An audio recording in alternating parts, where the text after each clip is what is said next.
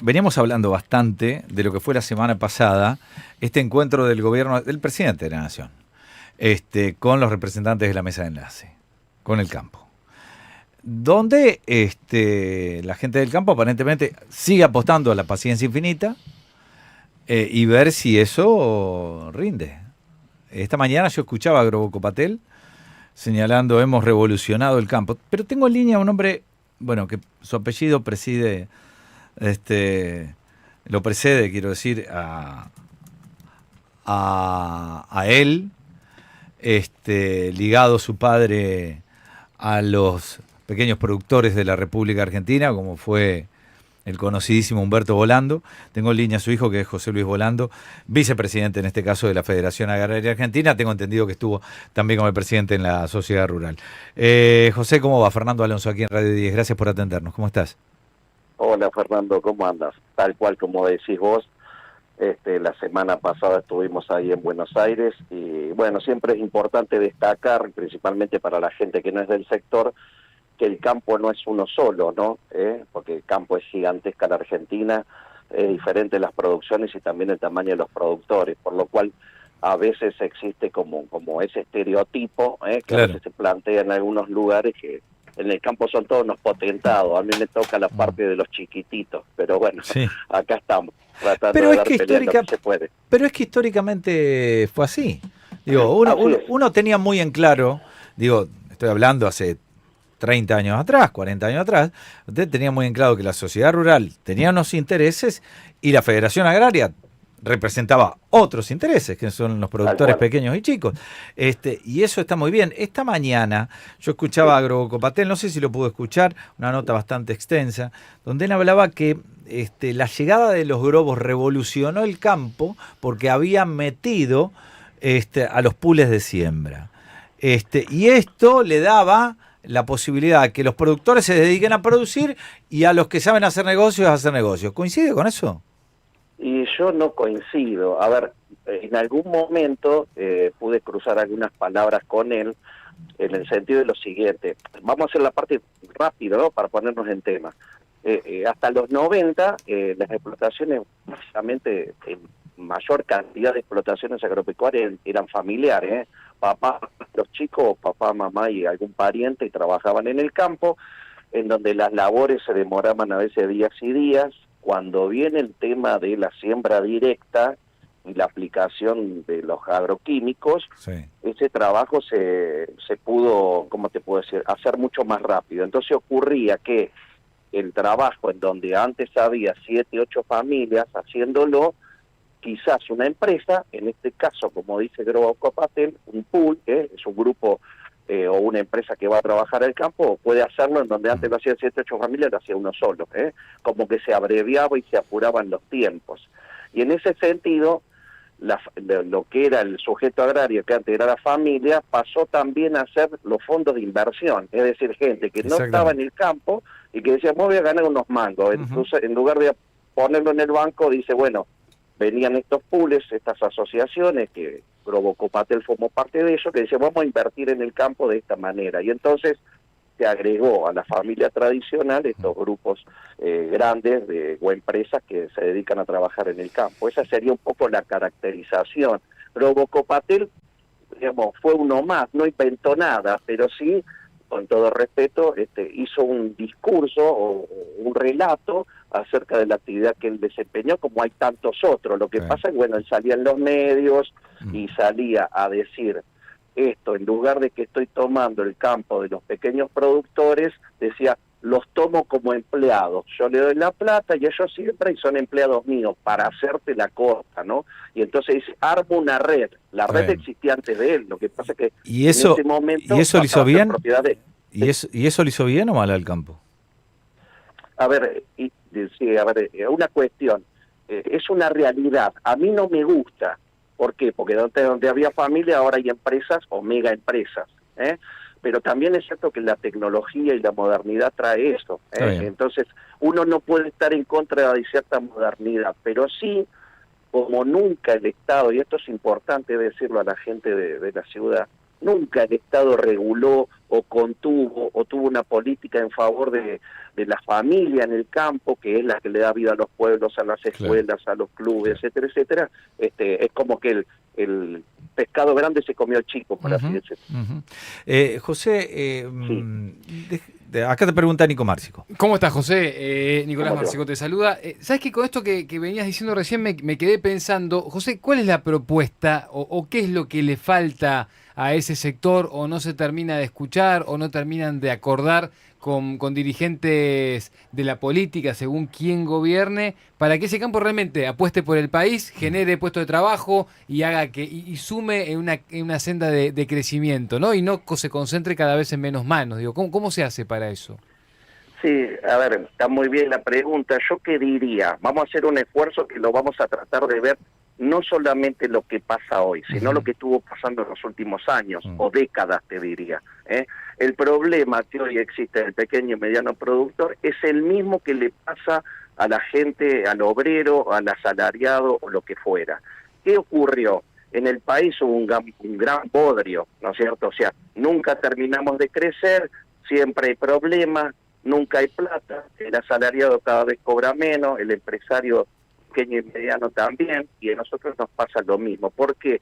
Porque el gran desorden macroeconómico llevaba a que los gobiernos, más allá de lo que dijeran o de la propaganda, no se ocuparan de decir, bueno, a ver, ¿qué es lo que cómo podemos hacer para apoyar el incremento de la producción en el campo? ¿Entendés? Nunca hubo política sectorizada, más que cuestiones puntuales. Entonces, primero, indudablemente, había que, con este gobierno o el que fuera, tratar de ocuparse de lo grande para después poder ocuparse de los chicos. Nunca fuimos prioridad el campo, nada más se miraba el campo cuando hacen falta dólares. Entonces te dice, bueno, te vamos a dar bajamos un poquito las retenciones para que vendas la soja o el grano que fuera para que el país se hiciera de esos dólares, pero después el acompañamiento del campo se pedía únicamente para eso. Entonces, siempre faltó políticas sectoriales, ¿me entendés? José, déjame preguntarte una cosita y te voy a pedir si me podés esperar un segundito que vamos a ir al Siempre Noticias. La pregunta es la siguiente, ¿el campo hoy está mejor o peor que hace algunos años atrás? Algunos. Yo te diría, a ver, hay dos cosas. Uno, la producción en general viene creciendo, pero podríamos decir que está estancada. Por ejemplo, en la lechería hace 20 años que producimos la misma cantidad de leche. Eso está claro, sí. En la soja, maíz y granos, algo se aumentó, pero si mirás a los costados, lo que pasó Chile, Paraguay y Brasil, nosotros aumentamos el 30%, ellos aumentaron el 60%. Entonces, por un lado, la producción aumentó y poquito, pero diríamos que está estancada porque acompaña el crecimiento normal. Esto estoy diciendo que la Argentina está resignando un crecimiento mucho superior, mucho más grande. Pero los pequeños productores, ¿cómo están? Bien, y los pequeños productores cada vez están peor. Tenemos que decir que desde los 90 en adelante, en los 90... en la década perdieron más o menos 100.000 productores, perdimos los pequeños y medianos. La Federación Agraria perdió entre sus asociados esa cantidad de productores. ¿Por qué? Porque la gente se fundió y se tuvo que ir y se fue a las ciudades o tuvo que vender o alquilar el campo. Y a partir del 2000 ese goteo persiste, ya no es una caída abrupta, pero permanentemente los productores salen del circuito. Esa es la verdad. Déjame, te dejo una pregunta, voy al Siempre Noticias y volvemos enseguida, y es la siguiente. Dale. ¿Cuánta paciencia más le tendrán los pequeños productores al gobierno nacional con esto de las retenciones que siguen? O si simplemente van a seguir marcando el paso tal cual lo marca el gobierno nacional. Pero ya volvemos, vamos al Siempre Noticias y me lo contestás. Estamos hablando con José Volando, vicepresidente de la Federación Agraria Argentina. Ya volvemos. Radio 10. En línea. José Luis, gracias por esperarnos un segundo. No hay problema, ¿qué tal? José, bueno, a ver sí. Sí, te escucho. No, la pregunta era, José Luis, era el campo, o por lo menos tu sector, pequeños y medianos productores de la Federación Agraria, no tienen otra opción que seguir la ola, o sea, tenerle paciencia, o lo que marcan el resto de los integrantes de la mesa de enlace, tenerle paciencia infinita casi a Milei. Vos fíjate que lo que vos decís es una cuestión de permanente reflexión, no solamente en los dirigentes, sino en los productores. Yo el sábado, por ejemplo, me reuní acá en el sur de Córdoba con el grupo de productores de la Federación Agraria y de esto se habló bastante. Yo te diría que hay tres cosas. Primero, los pequeños y medianos productores nos mataron la mitad de los soldados. O sea, la mitad de los pequeños y medianos productores fueron muriendo y saliendo del sistema. Eso por un lado. Entonces, ¿esto qué lleva? Lo segundo, hay como una gran decepción, o una gran, digamos, como de duda de que uno pueda generar alguna medida de acción directa que tenga un resultado, ¿no? Como esa falta de ilusión, porque vos haces, digamos, la protesta cuando decís, bueno, vamos a lograr un resultado.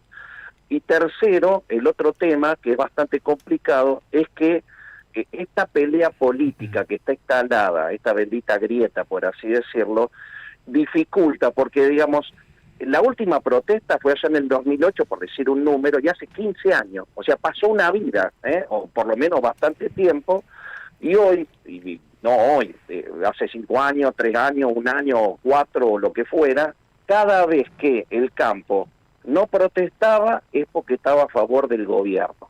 Y cuando protesta es porque está en contra del gobierno y a favor de los que quieren entrar. Entonces, vos fíjate... ¿Pero no es así?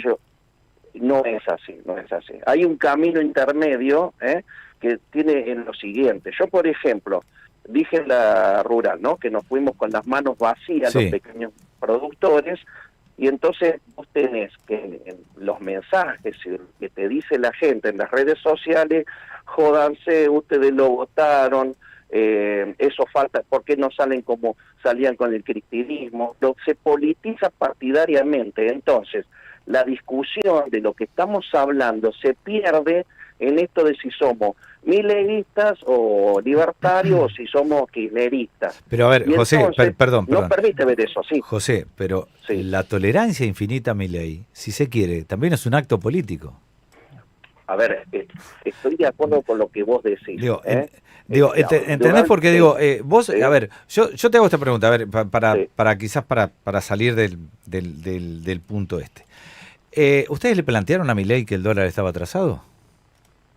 No, a ver, el tema del dólar, primero, Milei tuvo la reunión con los 4 presidentes de las entidades, él solo con la hermana, se habló de todos los temas, pero el tema del dólar no se tocó. Bien. Directamente, pero indudablemente, o sea, se le dijo que si siguen las importaciones a este ritmo, esto lo va a llevar a un buen lugar, y eso indudablemente tiene conexión con el dólar. Claro. Pero yo te diría esto, simplemente rápido para contestarte el punto, digamos, nosotros estamos hablando acá, sentado en el escritorio, vos en el estudio, sí, de qué es lo que habría que hacer políticamente, y después el pequeño y mediano productor es el que en este momento, mira, son las 7 de la tarde en el campo mío, que estoy acá a 10 kilómetros, están haciendo el campo, tiene el trabajo personal esa persona, entonces sacarlo de ahí para que él salga a protestar, ¿me entendés? No puede dejar a alguien en su lugar, entonces no es una problemática que uno la pueda calificar rápidamente acá de decir, che, se dan por conformes y se están avalando a Milei. Dicho eso,